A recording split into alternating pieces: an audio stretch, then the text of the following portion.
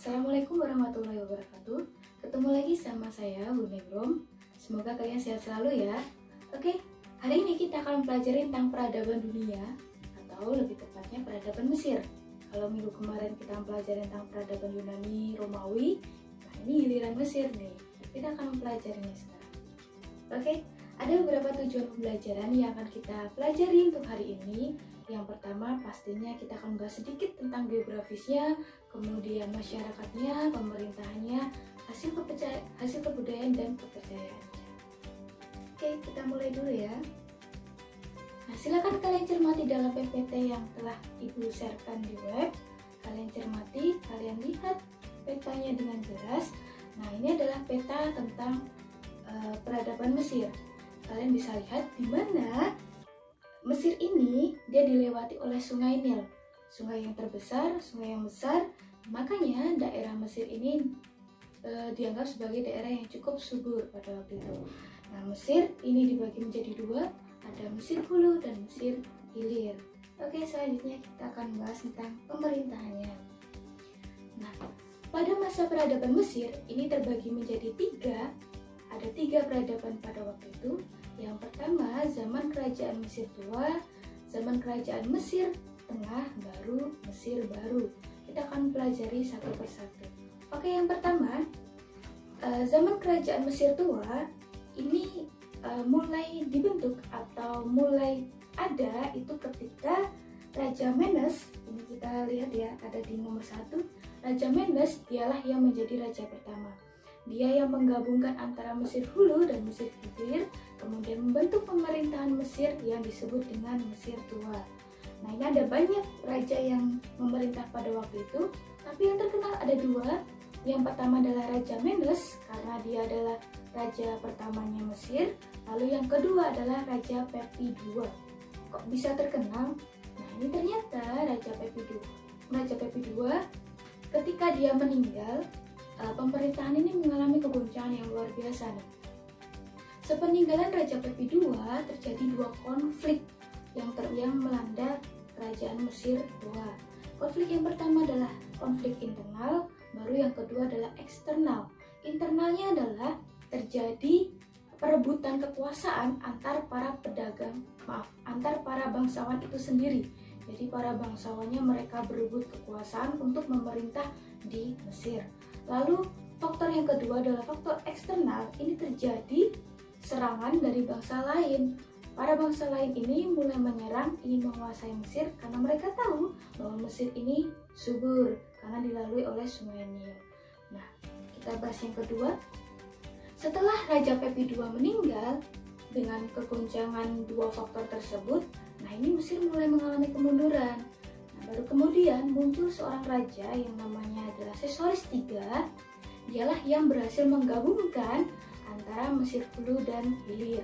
Jadi setelah adanya konflik bangsawan itu, Hulu sama Hilir ini terpisah lagi nih, mereka renggang lagi, tapi berhasil disatukan oleh Sesostris III. Setelah berhasil disatukan inilah, kemudian pemerintahan Mesir Tengah ini mulai berjalan. Tapi ternyata ini nggak lancar-lancar juga. Nah, pemerintahan ini juga mengalami goncangan yang sama. Mereka menghadapi serangan dari bangsa lain. Pada waktu ini, serangan dari bangsa lain adalah bangsa Hyksos. Nah, bangsa Hyksos mereka berhasil menguasai Mesir, merebut pemerintahan Mesir, bahkan mendirikan pusat pemerintahannya di Awaris. Sejak saat itu, pemerintahan atau peradaban Mesir Tengah ini berakhir. Kemudian terbentuklah yang namanya peradaban Mesir baru. Nah, ini terjadi ketika bangsa Hyksos sudah berhasil menguasai Mesir, berhasil menduduki, memerintah di sana. Nah, ada kerajaan TB, dia ingin menguasai Mesir, berusaha mengerahkan seluruh pasukannya untuk menyerang bangsa Hyksos nih. Nah, kemudian berhasil mengalahkan bangsa Hyksos dan berhasil merebut ibu kota Awaris. Nah, sejak saat itu dibentuklah pemerintahan Mesir baru. Ada banyak raja pada waktu itu yang terkenal bahkan sampai sekarang, tapi yang terkenal banyak itu adalah Raja Memphis II. Nih, kelihatan ya. Raja Memphis II. Ini terkenal karena pada waktu itu peradaban ini mengalami kehancuran yang luar biasa. Jadi sepeninggalan Raja Memsis II, Mesir lagi-lagi diserang oleh bangsa lain dan mengakibatkan peradaban Mesir ini dikuasai oleh bangsa lain secara bergantian. Dan akhirnya, akhir dari peradaban Mesir adalah Mesir ini dikuasai oleh Makedonia atau Yunani dengan pemimpinnya adalah Ratu Cleopatra. Pasti kenal ya. Oke, kita sudah membahas tentang pemerintahnya, kita akan bahas lagi tentang ini sistem pemerintahnya.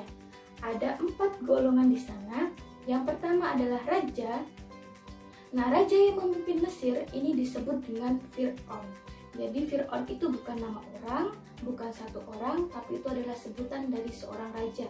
Fir'aun ini artinya adalah rumah besar. Bahkan dia dianggap sebagai perantara antara manusia dengan para dewa. Lalu yang kedua ada wasir. Wasir ini adalah pengawas. Dialah yang memegang stempel kerajaan dan juga sebagai koordinator bidang di pemerintahan. Lalu yang ketiga adalah Imam Agung. Ini adalah sebagai semacam pendeta. Dia juga yang mengurus kuil dan makam raja yang ada di piramid.